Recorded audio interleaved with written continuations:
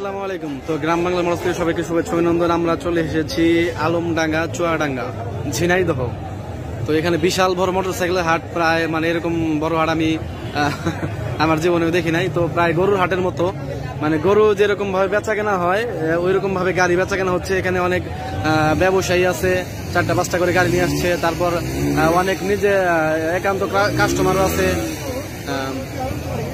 তারপর হইলো অনেক অনেক অনেক লোকই অন টেস্ট নাম্বার করা, এখানে অনেক গাড়ি আছে।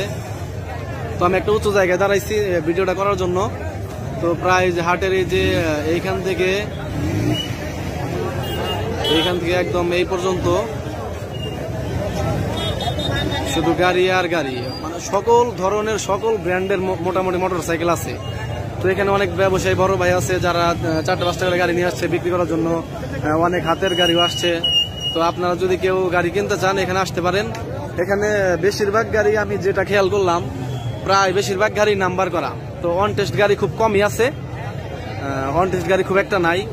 মোটামুটি সবগুলো গাড়ি নাম্বার করা। আর হাটের প্রাইস অনেক হাই মনে হইলো আমার, মানে গাড়ির তুলনায়, মানে কন্ডিশনের তুলনায়, কাগজের তুলনায় গাড়ির প্রাইস অনেক বেশি আমার এটা মনে হইলো। তো যাই হোক, হাটটা দেখার খুব ইচ্ছা ছিল, এর জন্য আজকে শুক্রবার হাটটা দেখার জন্য আসছিলাম। সবাই ভালো থাকবেন, আসসালামু আলাইকুম।